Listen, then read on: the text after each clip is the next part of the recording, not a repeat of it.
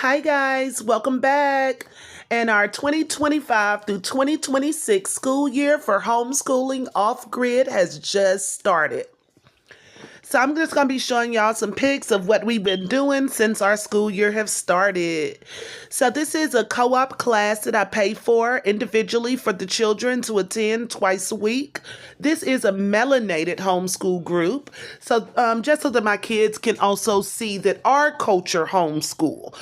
Um, you know, that's how it be sometimes. You have to show your children by example. You lead by example.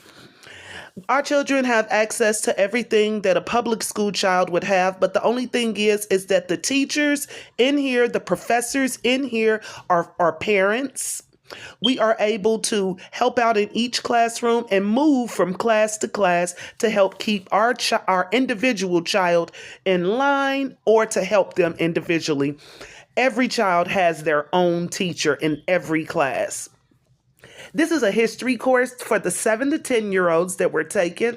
And a fun fact about this class is the professor who's actually teaching this class actually wrote the history book that they're going to be learning from. So it's going to be very hands-on and informative, and it's a great experience for the girls. This is their third year taking this class. This class is actually for the 7 to 10-year-olds. This is what homeschool 7 to 10-year-olds do in class. Nobody is standing up. Nobody is jumping. Nobody is running. Us parents are right there. And these kids are in tuned to what the teachers are saying. And we have so many resources to help the kids in this group. And so this is what I always do is just reach out and try to find co-op classes to put my children in. We have first day of school pics, as you can see. We have proms. We have everything that a regular school would have. The only thing is it's funded by us parents and we pick everything. This is a robotics class that I have my 9-year-old in right now. This is her second day of this class, and she actually built her first robot today. It was a little motorized fan that she taught to do about 5 different commands that she could control on her iPad. She learned this within the 1 hour and 15-minute class, and we now are working on robotics. This is the children in the class. Everybody always has support, so much support in these classes. These are the parents that are up and walking around and helping the children. At this time, we're gathering them all to take them to a bathroom break because they're about to start their Spanish class next. We have a website to where we're able to let our kids join as many classes or endeavors as they want to. This is something that me and my children participate in annually. It's very fun. We form our own team. We meet twice a week. We form lifelong friendships, but on top of that, we be beating butt, y'all. They also have a great way for the kids to socialize with this bingo group that we love to attend.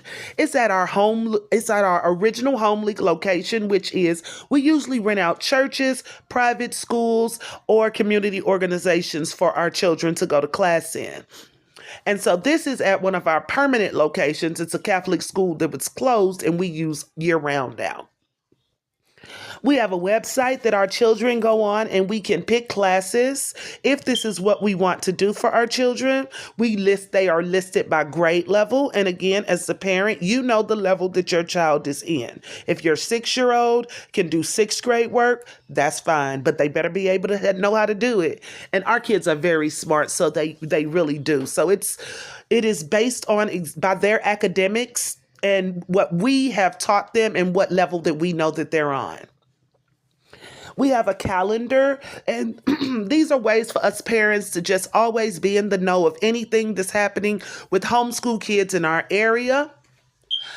We meet once a year, so we have a back to school day every year at the beginning of August. We watch movies, we eat popcorn, and they pass out information for new homeschooling families. If you're one of the people that wants to just get a lot of classes and have your children attend classes all throughout the week, you can do that. A lot of us homeschool parents do not. My children leave out 3 days a week for about 3 hours each day to take a few classes outside the home. And the rest I teach them myself. And we also go on educational field trips and places for us to get hands-on experience with the things that we're learning. The library, the museum, the conservatory, things of that nature, the aquarium, the farm, the agriculture field. We do all of that. We have an operation fee that we pay for our children, depending on how many classes they take, on top of the class fee. I love homeschooling. It really gives me a lot of freedom with the children. I know what level they're on. They're very socialized. And I spend so much time with them that they know me and I know them. And there is no guessing what level my child is on. All right, y'all, I'm about to go ahead and get into these receipts. Here is the man that picked me up and saved the day. And my son, he also came. And I'm about to show y'all these actual receipts of what happened in that RV at that time. So this is how I was bamboozled into moving to Michigan under the guise that I would have the things that I really wanted and needed the most. And that was electricity, water, and Wi-Fi. I was willing to buy and bring those things. And without those things, I would not have been able to stay. I spoke with him intricately for 4 months before I came, showed him everything that I wanted to buy. He affirmed me that he had these things and I would not need nothing. And y'all, go and watch part 1 of how living in an off-grid community from hell only lasted 2 days. When I got there, everything changed. He had nothing. So here are going to be the receipts of everything that I wanted to buy and the reason why I came thinking I was coming there for community and how I was bamboozled and shook up from the first time I got there. But y'all, there were signs. I knew that I should have told him to stop and pull over and turn around the minute I saw his head. And I know what y'all thinking. He's bald head. What's the big deal? Bald head guys are cute. No, he wasn't bald head. He lied about his head to me, y'all, and it shocked me to my core when I really saw it. Now, he had a receding hairline. He wasn't bald. And I ain't talking about a little receding hairline. Something like this I probably could have dealt with because I can throw a toupee on top or a hat and it's still a lot of hair in the back. This I could have worked with. But when I really saw what he was working with, I almost passed out. I looked once. I hurried up, I turned, I looked out the other window because I was thinking to myself, if I look back, I know it's not going to look like that. But it did, y'all. This what it looked like. This man's receding hairline went all the way to the back of his neck, y'all. I looked up. His entire hair was bald, but there was a patch of hair right in the back, some bangs. He had bangs in the back, y'all. I ain't never saw no hairstyle like this. And I knew when I saw this hairstyle that he was not to be trusted. You can't trust nobody with a hairstyle like this. So here are the receipts.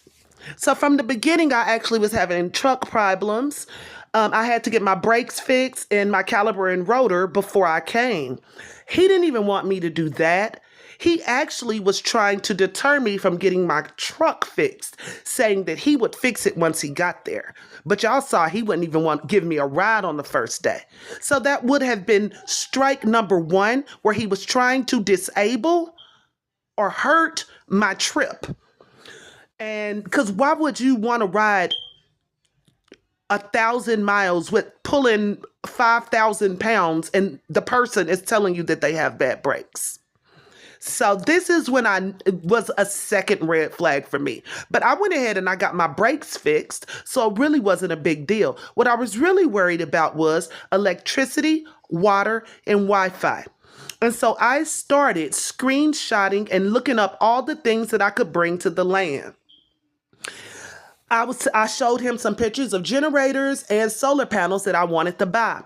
He assured me, as you see right here in this text, that he has 6 solar panels he is not using and that I won't need anything at all. Now, I know that solar panels need other things to run, like adapters, charge controllers, batteries. I was prepared and I wanted to make sure that he also was well equipped because, like I said, I wanted to buy these things, but not only buy them, I wanted to be able to share with the entire community. It was another family there with the homeschooling children, and I would have bought enough power and Wi-Fi and water to where their family wouldn't have had to leave every day to go and get water and electricity.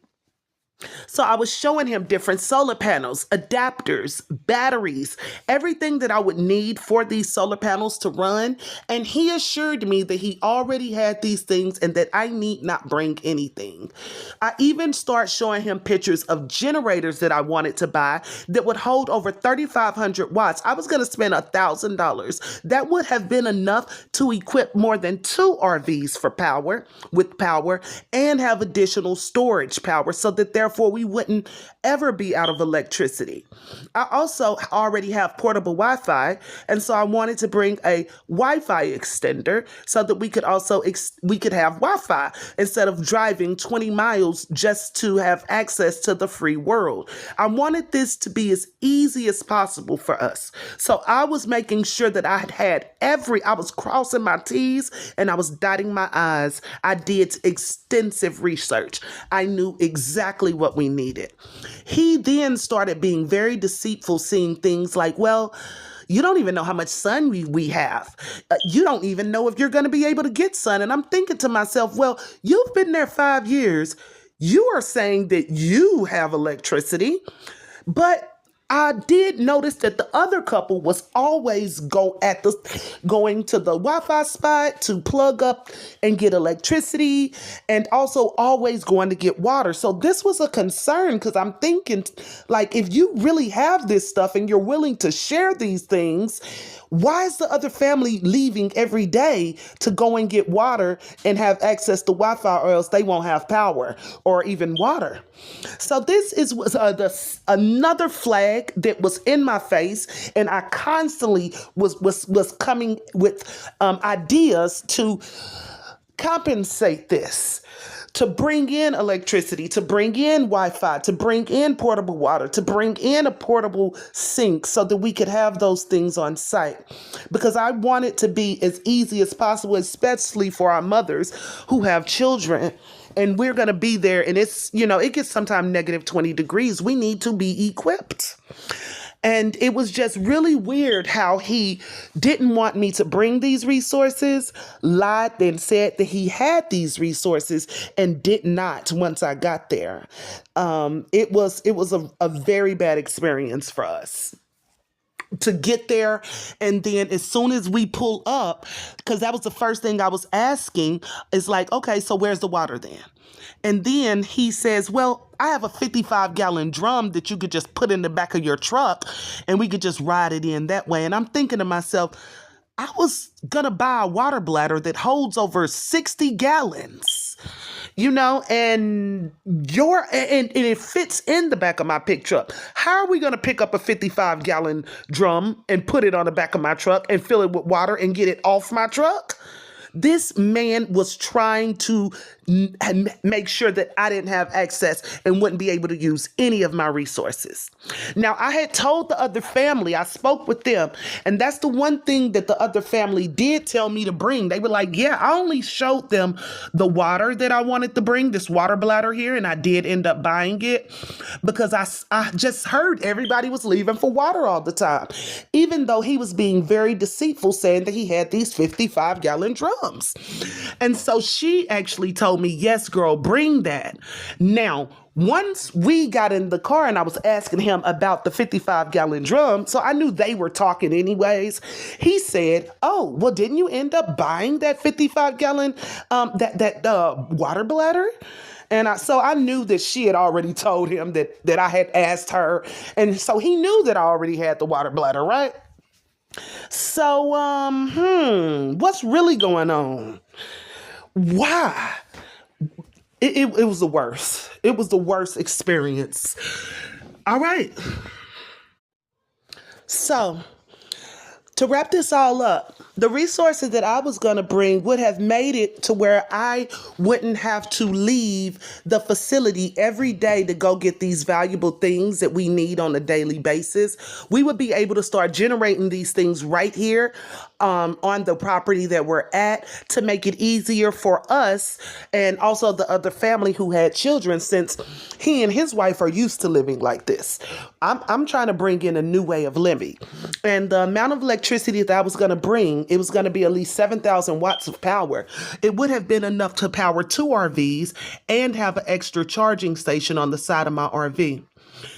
His thing with that was, well, everybody's just going to have to go over by your house to get it. And that really wouldn't help. And I'm thinking to myself, why wouldn't it?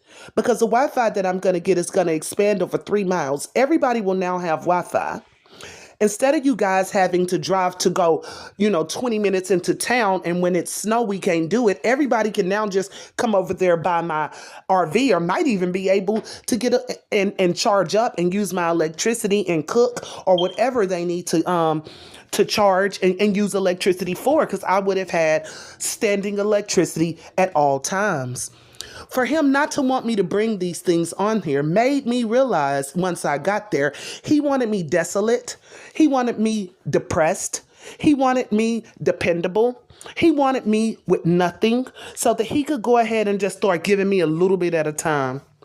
This is I'm just showing you right here. This is a Wi-Fi extender I was going to buy also that would have extended our Wi-Fi. I was going to buy more than one so that we could have a long range of Wi-Fi, but he did not want that because his actual goal was to get me out there with as less resources as possible so that then he could say, well, you didn't bring anything. You didn't know what to bring, because that's exactly what he was saying whenever I got there. Whenever he first showed me the solar panels that he had, and he turned the solar panel around and showed me the connectors, and he said, well, do you have the thing that hooks to this? Like, I don't know exactly what that adapter is called, and that it's going to need a charge controller that is going to also need to be plugged into a battery. He wanted me to not know anything, and he knew that I already knew it. And on top of that, I sent you pictures of charge controllers, that thing that you're holding up, that you told me you already had. That thing, I sent you pictures of that thing. So he really wants to not give people the correct information and then hide the resources so that they will have nothing. And it's horrible for somebody to want to do you like that. And so then we went on the rant to where I had to let him know I did know about solar panel. Well, you don't even know if it's going to be enough sun. He could have taken a picture of the sun, of the spot. That spot had plenty of sun. And then also, how are you getting electricity if there's not enough sun? These are questions that you could have answered in other ways that he was being deceitful in the information that he was giving me so that I couldn't bring my resources, or I wouldn't bring my resources. I then went on to say, well, I could get them mailed and I could bring them with me. He went on to say, oh, no, I don't want to wait on the mail. I already have my solar panels with everything you need, which he didn't. So once I got there the next day and I saw it and I went, I kind of did not like the fact that I was lied to as soon as I got there and I didn't have access to power or water. Very shocked about that. Let him know. So once that happened, So this is the way that this man tried to really hinder my experience there and leave me destitute, desperate. And to be honest, I think he wanted to have my RV. He did want my RV. He knew without those resources, I wouldn't be able to make it throughout the winter.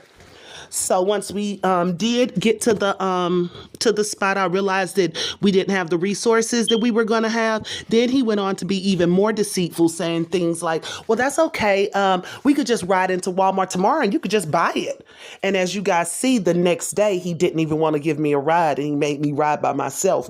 And I videoed everything that happened. You'll see that part 1, escaping the community from hell, off-grid community from hell, where I'm speaking of everything deceitful he did as soon as I stepped on that land. So therefore, You wasn't going to ride with me to Walmart to go get those solar panels. You didn't have solar panels that actually worked with charge controllers and batteries. Whenever I got there, you flipped it over and said, do I have this thingy? And that thingy was supposed to be a charge controller, which I sent you a picture of, and also the battery. It wasn't no thingy.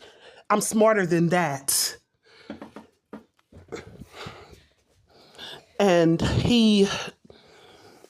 so with him withholding these, and then he went on to say, well, you could just get up. And once I left and I came back, I had already called my ride. He didn't know I was leaving. He had mentioned something like, oh, well, you know what? You could just go ahead and get a P.O. box then. You don't have to ride to Walmart. We could just get you a P.O. box and it could just be mailed to you. He was finding ways to delay me getting my resources, even though he knew I could pay for them. So first, you didn't want me to bring them, lied about having them. Second, when I got there, you didn't want me to drive. You didn't want to drive me to them. Didn't want to give me directions. Third, then now all of a sudden he wants me to have even longer way to wait, which is through P.O. box. Mind you, he's been there 5 years. He doesn't have a P.O. box.